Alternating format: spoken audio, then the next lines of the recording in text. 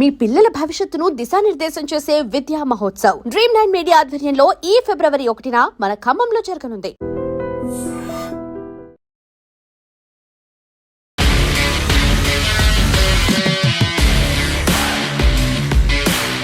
నమస్తే, welcome to I dream weekend update with Kavitha. Venezuela మీద దాడి చేసి అక్కడ అధ్యక్షుణ్ణి ఎత్తుకెళ్లిపోయినటువంటి ట్రంప్ ఆ తర్వాత తాను next target Colombia, Cuba, Mexico అని అనౌన్స్ చేసినప్పటికీ కూడా ఇరాన్ మీద అస్త్రాల్ని ఎక్కుపెట్టారు. సైనిక చర్య కూడా ఉంటుంది అని అనౌన్స్ చేశారు. బట్ సడన్ గా సైనిక చర్య ఉండదు అనేటువంటి మాట ట్రంప్ దగ్గర నుంచి వస్తే ఇరాన్ కూడా అక్కడ ఉన్నటువంటి తిరుగుబాటుదారుల ఉరికి సంబంధించి మేము పాజ్ చేస్తున్నాము అనేటువంటి ఒక అనౌన్స్మెంట్ వచ్చింది. బట్ ట్రంప్ ఒత్తిళ్లకు ఇరాన్ తలొగ్గిందా? ఎందుకని ఇరాన్ మీద అంత ఫోకస్ పెట్టాడు ట్రంప్? మనతో పాటుగా ఉన్నారు డాక్టర్ రమేష్ కన్నెగంటి గారు. హలో, నమస్తే అండి రమేష్. ఎలా ఉన్నారు మీరు? Thank you ma'am. అండ్ కొత్త సంవత్సరం శుభాకాంక్షలు చెప్పి కొత్త సంవత్సరంలోకి ఎంటర్ అవ్వగానే బోల్డ్ న్యూస్ కనిపిస్తాయి. ప్రపంచంలో కొంత శాంతి ఉందేమో అనుకుంటున్న తరుణంలో జనవరి 5వ తారీఖు నుంచే ట్రంప్ నేను ప్రపంచాన్ని శాంతిగా అంత బతకనివ్వనున్నట్టుగా ఆయన దుందుడుకు స్వభావంతో 2026 is going to be Trump's year అన్నట్టుగా అనే విధంగా అట్లా కనపడుతుంది. ఎందుకంటే ముఖ్యంగా 2026 బిగినింగ్లోనే దక్షిణ అమెరికాలో ఒక important oil rich country plus gold other మినరల్స్కి మంచి పేరున్న వెనిజులా కంట్రీలోకి అర్ధరాత్రి ప్రవేశించి నికోలస్ మదురో అనే ఆ ప్రెసిడెంట్ని వాళ్ళ వైఫ్ని ఎయిర్ లిఫ్ట్ చేసేసి అమెరికా తీసుకెళ్ళి సంకెళ్లతో అమెరికాలో న్యాయస్థానం ముందర నిలబెట్టి మేము ట్రయల్ చేస్తున్నామని చెప్పాడు. ఇది అంతర్జాతీయ there are 2 ways to look at it.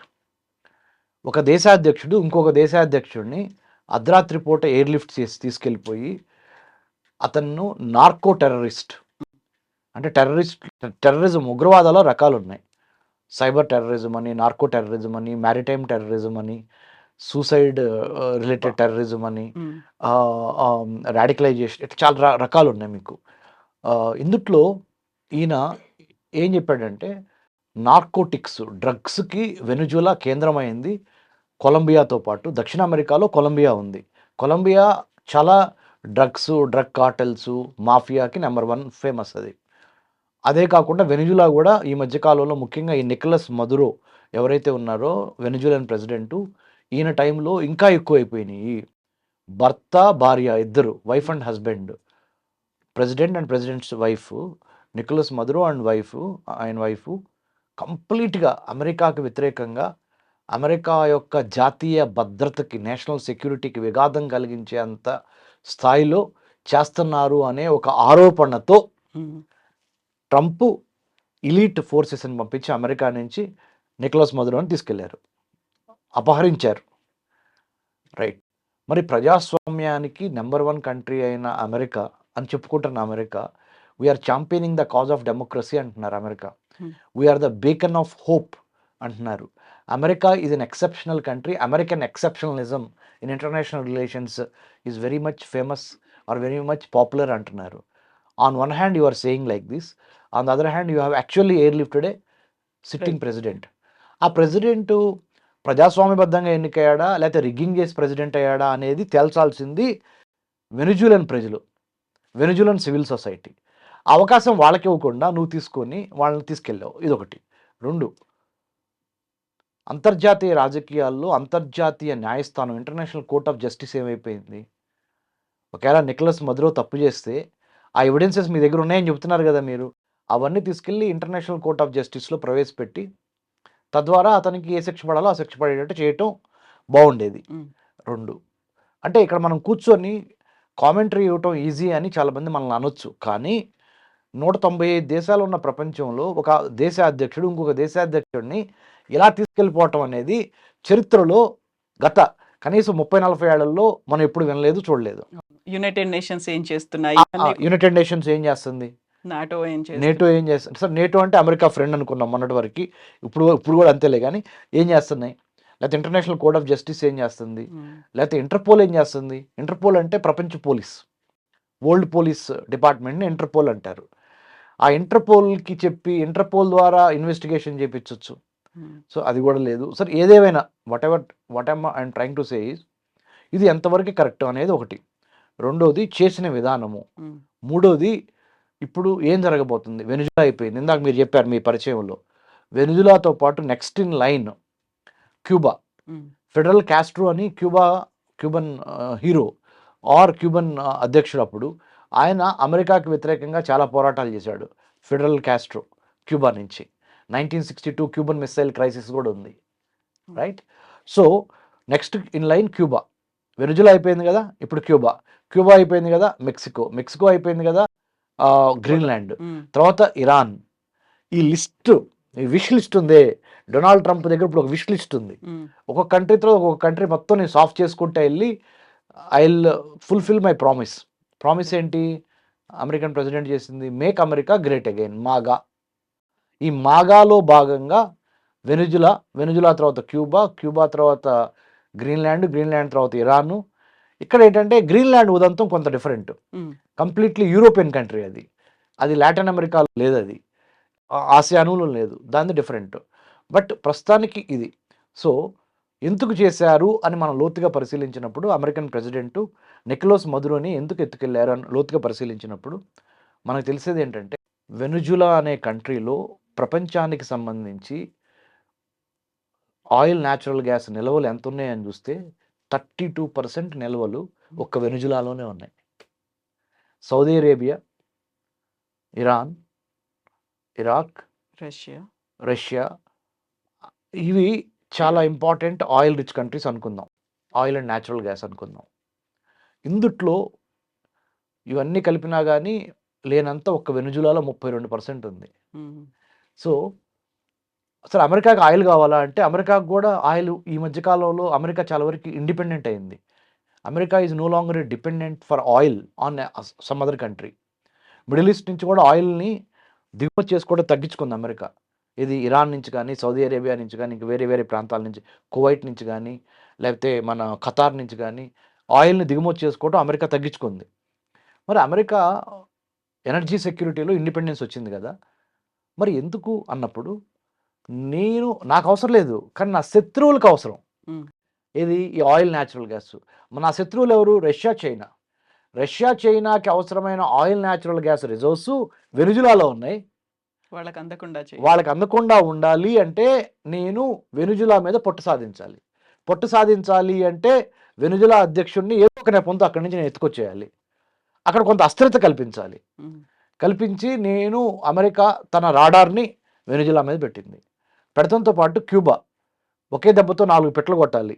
క్యూబాని ఎత్తేద్దాం. క్యూబాతో పాటు మెక్సికో నుంచి కూడా చాలామంది immigrants, legal and illegal immigrants America వస్తూ ఉంటారు. అమెరికాలో 2nd grade are 3rd grade let's say అల్ప ఆదాయము, మధ్య తలసరి ఆదాయము ఉన్నవాళ్ళు ఎవరయ్యా అంటే హిస్పానిక్స్ అంటారు. హిస్పానిక్స్ అంటే పీపుల్ హూ కమ్ ఫ్రమ్ ఈ మెక్సికో, ఇంకా కింద లాటిన్ అమెరికన్ కంట్రీస్ నుంచి వచ్చి అమెరికాలో ఉద్యోగాలు చేస్తున్నాళ్ళు. సో మెక్సికన్స్ కూడా డ్రగ్ కార్టెల్స్ నడుపుతున్నారు. మెక్సికన్స్ కూడా దక్షిణ అమెరికాలో నుంచి లోపలికి వచ్చేసేసి ఇబ్బంది పెడుతున్నారు. కాబట్టి వాల్ కడతాను, Mexican wall between United states of America and Mexico అనే మాట మనం చూసాం. సో నెక్స్ట్ మెక్సికో, వెనిజులా తర్వాత మెక్సికో తర్వాత క్యూబా. ఈ మూడిటితో పాటు ఆసియా ఖండంలో ఇరాన్, రైట్? ఇటు ఆర్కిటిక్ ప్రాంతంలో, ఇటు వెస్ట్రన్ హ్యామిస్ఫియర్కి దగ్గరగా ఉన్న ఈ గ్రీన్లాండ్. ఇట్లా ఆయన ఒక విష్ లిస్ట్ పెట్టుకున్నాడని చెప్పాను. సో ప్రస్తుతానికి వెనిజులా గురించి అయితే ఇది. వెనిజులా మీద అర్ధరాత్రి దాడి చేయడానికి కారణము డ్రగ్స్, నార్కోటిక్స్ అనే పేరుతో నికోలస్ మదురోని ఎత్తుకుపోవడానికి కారణము అవి కాదు. రష్యా కానీ చైనా కానీ వెనిజులాలో గనక పూర్తి స్థాయి పెట్టుబడులు పెడితే వెనిజులా పక్కన ఉన్న 4-5 దేశాలు స్లోగా చైనా యొక్క ఆధీనంలోకి వెళ్ళిపోతున్నాయి. ఇక్కడ వెనిజులా బయటికి కనపడుతుంది మాత్రమే. వెనిజులా పక్కన ఉన్న కొలంబియా, అర్జెంటీనా, చిలీ, బ్రెజిల్ వీటన్నిటిలోకి చైనా డెట్ ట్రాప్ డిప్లొమసీ ద్వారా, అంటే అప్పిచ్చి మంచిగా వాళ్ళని ఆలింగనం చేసుకొని వాళ్ళని ఒక 100 ఏళ్ల పాటు ఆ ఉచ్చులో ఉంచేసే ఆ గేమ్ని అమెరికా పసిగట్టి చైనా కనుక వస్తే నా పక్కలో బల్యం నా నైబరు చైనా కనుక సౌత్ అమెరికాలోకి వచ్చేసింది అనుకోండి, సౌత్ అమెరికా పైన సెంట్రల్ అమెరికా ఉంది. సెంట్రల్ అమెరికాలో ఏమేమి కంట్రీస్ ఉన్నాయి? కోస్టారికా ఉంది, పనామా, ఈ కంట్రీస్ పైన వెళ్తే మెక్సికో పైన అమెరికా, ఆ పైన కెనడా. ఇప్పుడు కెనడియన్ ప్రైమ్ మినిస్టర్ ఎక్కడ ఉన్నారు ఇవాళ ఈ రోజున? చైనా వెళ్ళారు. అంటే ఇది అమెరికన్ కాంటినెంట్, అమెరికా అయితే అమెరికా పైన ఉన్న కెనడా కూడా చైనాతో చెలిమి చేస్తుంది. అమెరికా కింద ఉన్న మెక్సికో, ఆ మెక్సికో సెంట్రల్ అమెరికా దాటి కిందకి వెళ్ళి దక్షిణ అమెరికాలోకి వెళ్తే ఈ Venezuela, Colombia, Brazil, Chile, Argentina ఇవి కూడా చైనా వ్యామోహంలోకి, ఉచ్చులోకి, ట్రాప్లోకి వెళ్ళిపోతున్నాయి. కాబట్టి నేను ఇమ్మీడియట్గా దీని మీద రెస్పాండ్ అవ్వాలి, లేకపోతే చేయి జారిపోద్ది. అమెరికా ఏకాకైపోద్ది. ఉత్తర అమెరికా ఖండంలో సెంట్రల్ అమెరికా, లాటిన్ అమెరికా కలిపినప్పుడు మొత్తాన్ని కలిపి వెస్ట్రన్ హెమిస్ఫియర్ అంటారు.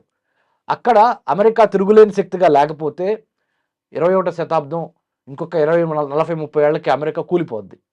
కాబట్టి అర్థమవుతుంది మేడం ఎంత లోతైన వ్యూహాత్మక అంటే థింకింగ్, స్ట్రాటజిక్ థింకింగ్, ఆపరేషనల్గా, టాక్టికల్గా కనపడేది ఇప్పుడు కనపడుతుంది వెనిజులా ఒకటే. మీకు వెనిజులా వెనక 4-5 కంట్రీలు చైనా ఉచ్చులో పడిపోతాయి అనేది క్రెడిబుల్ ఇంటెలిజెన్స్ ఉంది అమెరికా దగ్గర.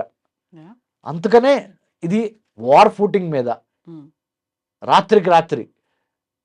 అమ్మో, ఇప్పుడు కనుక మనం ఎంటర్ అవ్వకపోతే దక్షిణ అమెరికాలో ఉన్న 4-5 ఇంపార్టెంట్ దేశాలన్నీ చైనా హస్తగతం అయిపోతాయి. ఇప్పుడు ఇరాన్ మీద ఎందుకని కన్ను వేసింది మరి? అందులోను కూడా సడన్గా ఏదో జరగబోతోంది అనుకున్నప్పుడు, ప్రపంచ దేశాలన్నీ అదే చూస్తున్నప్పుడు వెనక్కి తగ్గింది. ఇరాన్ తగ్గిందా, లేకపోతే ట్రంప్ తగ్గారు అక్కడ? ఓకే, మీరు మళ్ళీ ఇరాన్కి వచ్చారు. ఆసియా ఖండంకి వచ్చాం. అమెరికన్ పాలసీ టువర్డ్స్ ఏషియాలో ఒక దేశం ఇరాన్. ఇరాన్ ఏం దేశము? షియా ముస్లిం మెజారిటీ కంట్రీ. ఇరాన్ దగ్గర కూడా ఆయిల్, న్యాచురల్ గ్యాస్ ఉన్నాయి. ఇరాన్ 1979 వరకు అమెరికాకి ఇరాన్కి మధ్య మంచి స్నేహం ఉంది. షా ఆఫ్ ఇరాన్ ఎప్పుడైతే తన అధికారాన్ని కోల్పోయాడు 1979లో, ఇస్లామిక్ రెవల్యూషన్ వచ్చిందో ఇక్కడ ఇరాన్లో, ఖొమైనీ, అయతుల్లా అలీ ఖొమైనీ ఎప్పుడైతే పగ్గం చేపట్టారో ఇస్లామిక్ రిపబ్లిక్ ఆఫ్ ఇరాన్, అప్పటి నుంచి అమెరికాకి ఇరాన్కి పడట్ల. సో 79 నుంచి చూస్తే ఆ యొక్క 20 ఇయర్స్ అనుకుందాము, ఈ యొక్క 25, ఈ 45-46 ఇయర్స్లో అమెరికాకి ఇరాన్కి మధ్య రిలేషన్స్ చాలా bad to worse to worst, అంటే బాగా బలహీన పడిపోయినాయి. పచ్చగడ్డేస్తే బొగ్గర మండే స్థాయికి వచ్చేసినాయి. ఇప్పుడు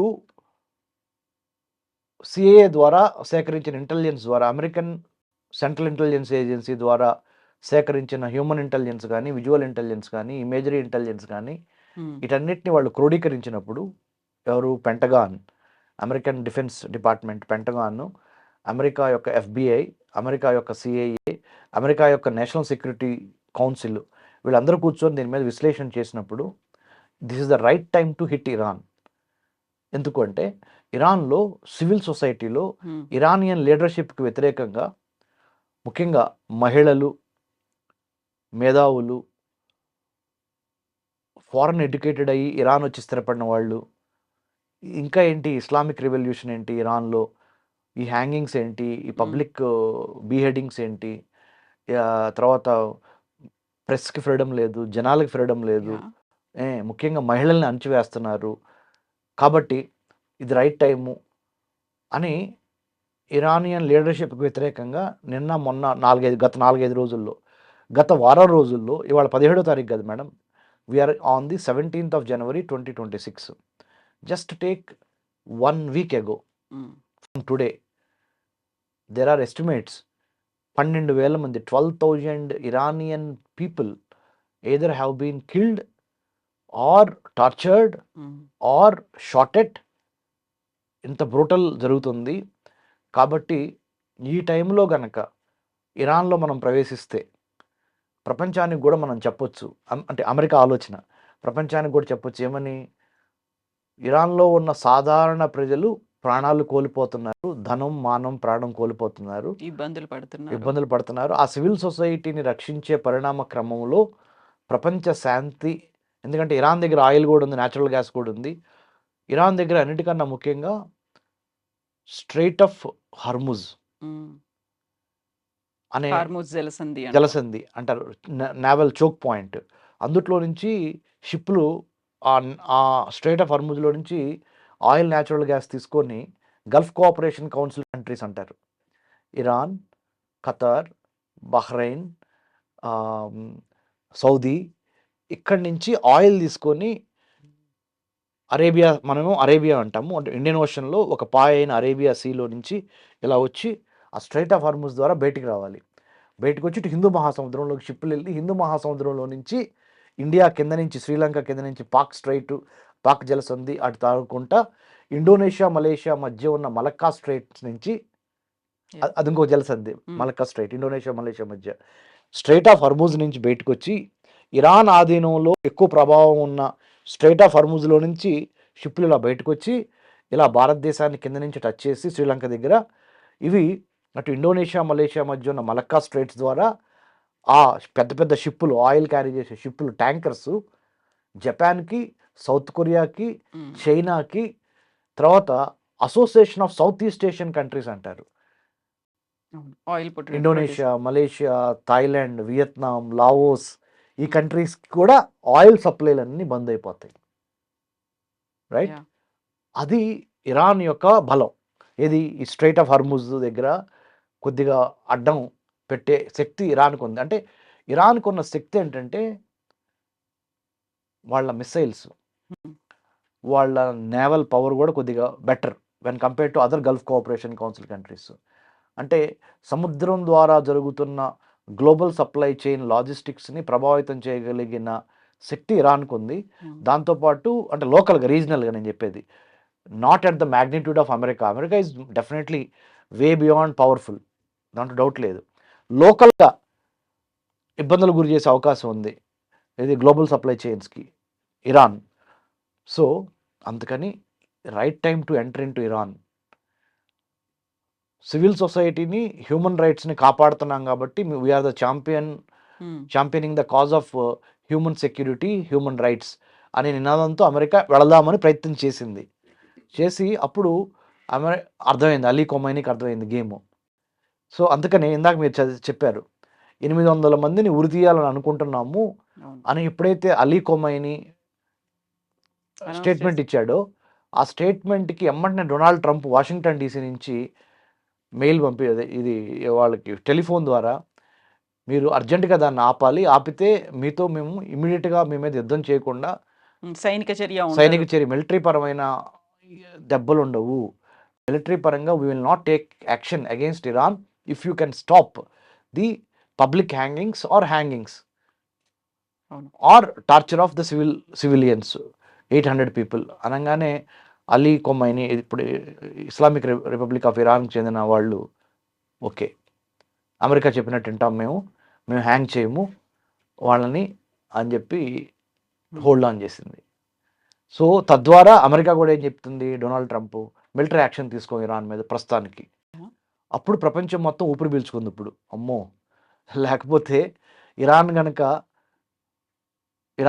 మీద అమెరికా కనుక వెనిజులా టైప్ అటాక్ చేసిన, లేదా ఆల్రెడీ ఒక 3 months 4 months క్రితం ఇరాన్లో ఉన్న న్యూక్లియర్ సైట్స్ని వెళ్ళి కొట్టేసింది అమెరికా. సో అప్పుడే అసలు యుద్ధం వస్తుంది అనుకున్నాం, అదేదో తప్పిపోయింది. మళ్ళీ ఇది కూడా తప్పిపోతుంది. కానీ నా అంచనా ఏంటంటే ఇది ఏ విధంగా మారుద్దో అప్పుడే చెప్పలేం మనం, ఎలాంటి టర్న్ తీసుకుంటుందో అప్పుడే చెప్పలేం. అంటే అమెరికా ఇరాన్ మధ్య గనక యుద్ధం పెద్దదైతే భారతదేశాంతో పాటు చాలా దేశాలకి ఆయిల్, మనం డిపెండెంట్ కదా, మనం ఆయిల్ మనం వేరే కంట్రీస్ నుంచి తెచ్చుకోవాలి. మనం భారతదేశంతో పాటు భారతదేశం చుట్టుపక్కల ఉన్న చాలా కంట్రీస్, భారతదేశం చుట్టుపక్కల ఉన్న కంట్రీస్, కవిత మేడం, పాకిస్తాను, బంగ్లాదేశ్, నేపాల్, మయన్మార్, భూటాన్, కింద శ్రీలంక, మనం ఇండియా, మన పక్కన ఇండియా పక్కన ఉన్న చైనా, మనం అందరము ఆయిల్ తెచ్చుకోవాల్సిందే వేరే కంట్రీస్ నుంచి. అంటే ముఖ్యంగా గల్ఫ్ కోఆపరేషన్ కౌన్సిల్ కంట్రీస్ దగ్గర నుంచి, అంటే ఇరాన్ నుంచి, సౌదీ అరేబియా నుంచి, ఖతార్ నుంచి, బహ్రెయిన్ నుంచి మనం ఆయిల్ తెచ్చుకోవాలి, కువైట్ నుంచి మనం ఆయిల్ తెచ్చుకోవాలి. మరి ఇరాన్ కనుక యుద్ధంలోకి వెళ్ళింది అనుకో అమెరికాతో, ఆబ్వియస్లీ మనం మన పెట్రోలు, మన డీజిలు, మన వ్యవహారాలు దెబ్బతింటాయి. ఈవెన్ దో రష్యా చాలా మనకి సపోర్ట్ చేస్తున్నప్పటికీ ఇరాన్ యుద్ధంలోకి వెళ్ళింది అనుకోండి, అవును. Iran friend Russia. రష్యా కూడా ఇరాన్కి సహాయంగా అమెరికాకి వ్యతిరేకంగా యుద్ధంలోకి వచ్చింది. మీకు అర్థమవుతుందా? Yeah. అప్పుడు ఇరాన్ నుంచి మనకు రావాల్సిన ఆయిల్ కూడా రష్యా రష్యా నుంచి రావాల్సిన ఆయిల్ అయిపోద్ది, ఇరాన్ నుంచి రావాల్సిన ఆయిల్ అయిపోద్ది భారత్కి కానీ భారత్ చుట్టుపక్కల ఉన్న దేశాలకు కానీ. సో ఏ విధంగా చూసుకున్నా యుద్ధం ప్రపంచ శాంతికే కాదు, మన దైనందిక జీవితాన్ని కూడా బాగా దెబ్బతీసింది. కాబట్టి పీస్ మస్ట్ ప్రివైల్.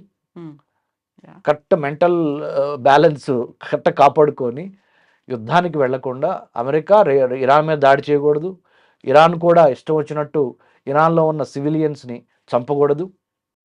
అలానే వెనుజులా ప్రెసిడెంట్కి జరిగింది అంతర్జాతీయ న్యాయస్థానంలో కరెక్ట్గా దాని మీద ఒక చర్చ, due process of law, rule of law, సమన్యాయ పాలన అంటారు.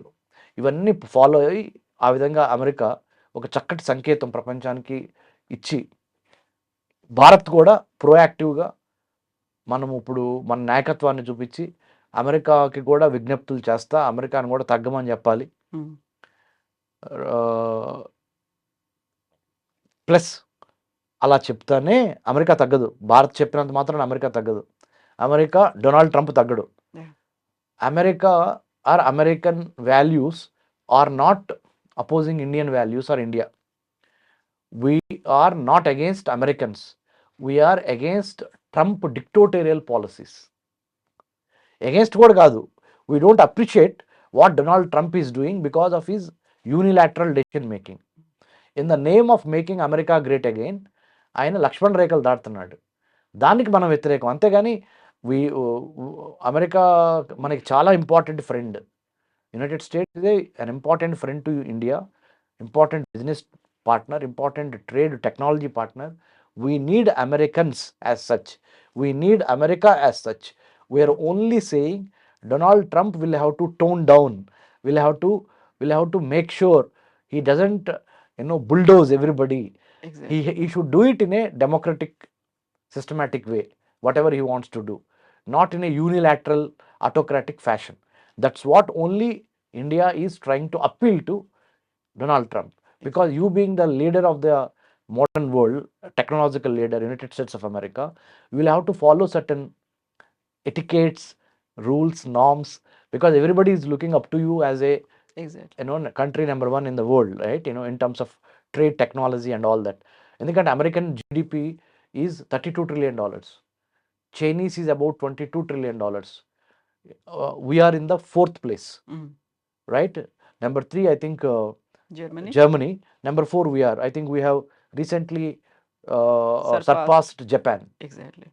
So మనము 4వ జనాభా పరంగా number 1 country in the world India.